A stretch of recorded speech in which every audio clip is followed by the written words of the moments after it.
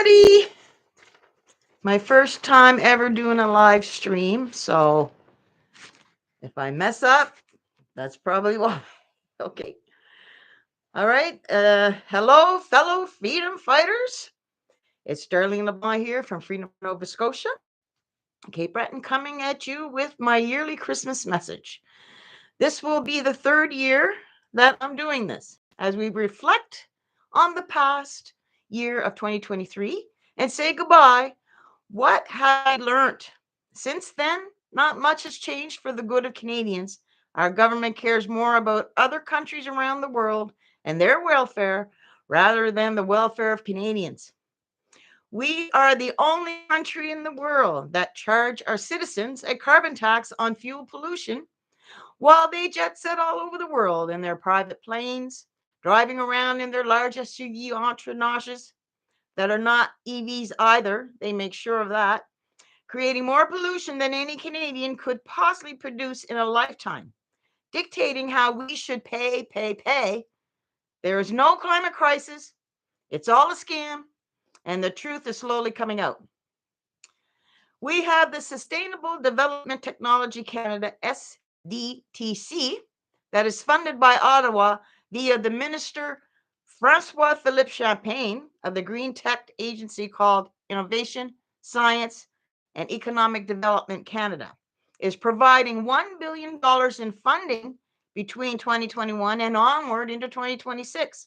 A whistleblower accused the federal government of an egregious cover up over allegations of mismanagement and misconduct conducted by the Board of Canada's main funding. $150 million of taxpayer money was granted improperly, including to companies directly connected to the SDTC's own board members. The president of the board of directors, Annette Vercheron, recently resigned after being the subject of an investigation by the ethics commissioner. She admitted to having approved more than $200,000 in subsidies to the company NR Star, which she runs. It's scam after scam after scam with this government and their decision to axe the carbon tax on only home heating oil and not any other types of home heating like natural gas or electric heat furthers the proof that this carbon tax is just a money maker for those this government chooses to make rich, mainly their own cronies. That there should show every Canadian that this whole carbon tax fiasco is a farce to just line their pockets and make us poorer. Trudeau and his liberals are liars, and I'm not afraid to say so. Neither was someone else in the House of Commons, no less, calling out Trudeau. I give props to MP Damien Carrick during question period on December 6th. He was accusing Trudeau of still running a partisan Senate despite claiming it was independent after the upper chamber voted in favor of amending Bill C-234 to exempt the carbon tax from fuels used to heat barns and other agricultural structures for farmers. Carrick said Liberal appointed senators voted to gut common sense Bill C-234, an action that betrays Canadian farmers. He and his socialist environment minister, we know who that is, were busy employing a campaign of bullying and pressure to force his senators to kill the needed carbon tax carve out. The Prime Minister himself was on the phone over that weekend telling them that they had to gut the bill. The Prime Minister promised that the Senate would be independent, but the actions this past week prove that that is a complete farce. We know he bullied his senators. The carbon tax is punishing the farmers who produce the food and the folks who need it. The Prime Minister lied, and his minions continue to lie. I will not apologize to the Prime Minister when he continues to lie. It is the truth. I will not apologize to the Prime Minister. The MP was ordered to withdraw from the House for the remainder of that day by the Speaker of the House, who is, as the MP, a conservative. Again, I give props to that MP for admitting and saying the actual words that Trudeau is a liar, and a bold-faced one of that. Recent polls has revealed that one group of voters in Canada have had enough of the current Prime Minister's leadership, and it isn't the voting bloc you may think of. Young adult voters between the ages of 18 to 34 appear to be turning their backs on Justin Trudeau and the Liberal Party. And Angus Reid polling going from a high of 69% in September of 2016 down to 33% by August of 2023. It's for an obvious reason. This time, their justified fear is about rising interest rates, taxes, inflation, housing, and energy prices, all linked to Trudeau's heavy hand on the economy. When it comes to voter intention, 43% of that age group favored the Liberals before 2015 election. That number is now just 25%. Other scandals, such as the SNL LEBLANC blackface and Chinese interference in our elections, have threatened Trudeau. But this one is different. It hits Canadians, and especially young Canadians, at the grocery store, at the gas pump, and in their own home, if they can afford one. Let's hope the economic crisis will cost Trudeau his leadership. These are only a puddle of the huge lake that is full of Trudeau and his Liberal NDP coalition crimes against Canadians. They're currently scheming something else to banish fossil fuels, yet without a concrete plan for alternative energy sources, and the ones they are suggesting will only fail. Just a money grabber to even suggest that a price on carbon will reduce carbon is insane in itself. Transition away from fossil fuels cannot work. The logic is not there. Let me enlighten you about our Prime Minister and his accumulated wealth since becoming Prime Minister over the past 8+ years now. Is this dictator going to tell us to cut fuel emissions and stop driving our car while he owns over 20 luxury cars? That's right. According to Forbes, posted November 10th of this year, Trudeau owns 3 luxury yachts, 5 luxury mansions. I wonder what type of heating he has. How much carbon taxes does he pay for those cars, boats, and homes? How much is he alone contributing to pollution? According to the Forbes magazine, Justin Trudeau's net worth in 2010 was $11 million in U.S. funds. In 2018, 3 years as Prime Minister, and his net worth was $53 million. In 2019, his net worth was $63 million, a $10 million increase in just 1 year. In 2020, it increased another $12 million to $75 million. In 2021, his net worth was $84 million, a $9 million increase in 1 year. In 2022, his net worth rose to $90 million, a $6 million increase. And in 2023, his net worth as of November is $97 million, another increase of $7 million. Today, Trudeau's net worth is $128 million in Canadian funds, and he is one of the richest prime minister in the world. You see, he has no problem giving away our money, tax dollars, yet he has amassed millions of dollars from where? Justin Trudeau earns millions more through investment and business ventures. Should he even be allowed to do this? Shouldn't he be investing in Canada for Canadians and not himself? No. Apparently, Trudeau spends $1.3 million a month. I wonder how much of that money is spent on fossil fuels, eh? How much fossil fuels was used to participate in COP28? Earlier this month, the Trudeau government attended the anti-energy, anti-industry, downright anti-human COP28 summit in the United Arab Emirates, where hordes of corrupt politicians and climate charlatans gathered to plot insidious new ways to best waste your money as fast as possible for no benefit to the environment. How ironic is it when you have a climate meeting in the desert in the middle of the Middle East, surrounded by oil-rich countries dictating to us that we need to transition out of fossil fuels when they know full well that countries like Canada, instead of investing in our own fossil fuels, are buying their oil products. And let's not forget Miss Greta. Mhm. Let's see.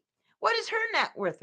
18 million US dollars with an annual income of $2 million.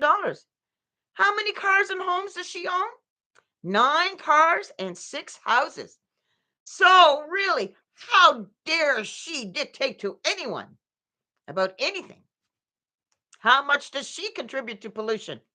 What types of heating does she use to stay warm in all those houses? Greta takes approximately 90 sponsored jet flights annually to attend seminars and functions. That's 450,000 liters of fuel she burns annually.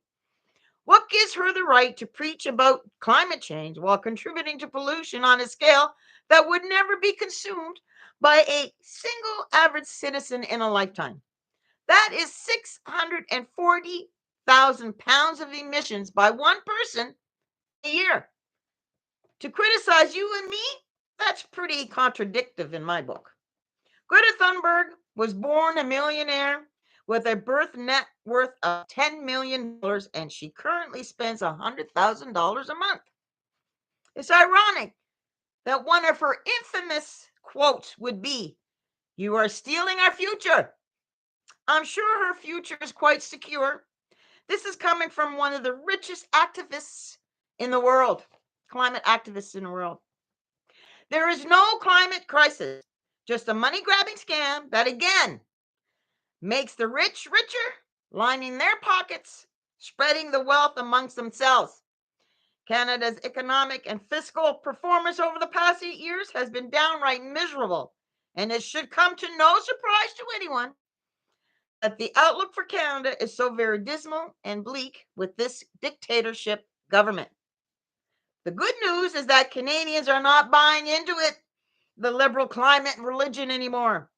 More and more Canadians of all kinds in every community across our country are waking up to the national scam of this radical Pollyanna climate politics that only serve to hold back your great Canadian clean energy innovators.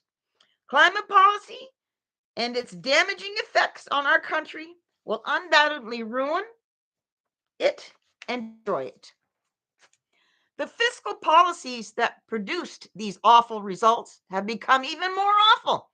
Why should economic outcomes improve? Because productivity, growth is driven by business investment. What encourages long term business investment? That would be light and predictable taxation and regulation. However, Canadian taxation and regulations have been overbearing and unpredictable. Economic policy today is determined by cynical governments reading a populist sentiment among its voters instead of careful reasoning. Heavy borrowing, along with higher interest rates that, in turn, will increase government debt serving costs, have increased uncertainty about future taxation. Industries or companies perceived to be too profitable are singled out for political demonization and special taxation. The result is that under this liberal government, things have gone from bad to worse to ugly, as businesses and entrepreneurs are reluctant to invest in Canada. Considerable economic harm and discouragement of new business investment has been caused by the liberal enthusiasm for climate related policies that are adding to the damage. Over $120 billion in climate change spending by the liberals to date, many billions of dollars more in future spending. A forthcoming ban on the sale of gasoline powered cars and various other regulatory initiatives will place Canadians and Canada in ruins. And still, liberals are intent on making things much worse. What is not up for debate is that the liberals took advantage of the pandemic to permanently and dramatically increased the size, scope, and cost of government, with the largest government in Canadian recorded history. With inflation at an all-time high, what is Trudeau's solution to that? The Liberals are now contemplating a grocery tax to increase the affordability of groceries. If that don't beat all, it is beyond preposterous proposal, and there are only two possible explanations for it. One, political calculation, and two, utter stupidity. They are not mutually exclusive. The Liberals' current playbook is to deny reality, insist they have produced splendid results, increase the severity of all the detrimental and destructive policies that produce these miserable outcomes in the first place. That is, inflationary spending, regulatory expansion, punitive taxation, and net zero emissions crusade. The nincompoops have learned nothing. This is one topic or puddle out of that huge lake of what this government is doing to ruin our once great country. In the final analysis, Trudeau must go. That's what the majority of Canadians think should happen, despite Prime Minister Justin Trudeau's intention to lead the party into the next election. Some 60% of Canadians want Trudeau to step down to allow the Liberal Party members to pick a new leader. Last year, I stated we were seeing injustices all around us in our country, in our provinces, and in our communities. No longer can it be ignored that the elitists of the world, the globalists, those running our country, care not for humanity. They only care for playing gods. They create all the problems in the world and expect us to fix things their way, of course, which does not benefit us, only benefits them. They want to own everything on the planet, all resources, including you. The only way they can get that is if us, all of us, to obey. We cannot obey to tyranny. We cannot obey to dictators. They're interested in control and wealth. They do not care about anybody else on the planet. They don't even care about the planet. They only care about wealth and control. They create fake pandemics and fake man-made climate change, which are two sides of the same evil psyop. In their minds, humanity, created in the image of God, is the virus, and the carbon that the Luciferian evil elites are trying to eliminate. Remember, in their eyes, we are nothing but useless human eaters who take up space. Now their experts are saying humans should stop breathing to save the environment. Yep, you heard right. Scientists now say breathing harms the environment. I just read a new study in the UK claims that gases exhaled by humans when breathing contribute to global warming. This is no joke. Sadly, this isn't a parody. I guess their study and expert scientists didn't include the plant life that needs our breathing in order to grow and survive, for fringe's sake. These people are mad scientists. Sometimes I feel like I'm living in a James Bond 007 movie. It's unreal the lies that these people would put out there to gain fear and compliance from the people. Do not comply to this madness. Knowledge is power, people, and the truth is coming out on a daily basis, and that truth shall set you free. Knowledge is power, and truth is freedom, and we must continue our battle for that freedom in the only way that we can, and that is through civil disobedience. The only solution is mass non-compliance. We cannot obey to their undemocratic mandates. We cannot conform to the digital IDs, and we most certainly cannot turn over our guns. No, no, no, and never. Right there, guys. Mass non-complying. Do not comply. Myself, I will not comply. I will never comply. Will you comply? Hoo-ah, fellow freedom fighters. Hoo-ah. And I look forward to seeing you all in 2024. Until then, I will give you a quote from Victor E. Franklin. Between stimulus and response, there is a space. In that space is our power to choose our response. In our response lies our growth and our freedom. May the spirit of Christmas fill your home with peace, joy, love, and freedom in all forms. I wish you all a very Merry Christmas, Joyeux Noel, season greetings, and happy holidays. Thank you, and I bid you good night.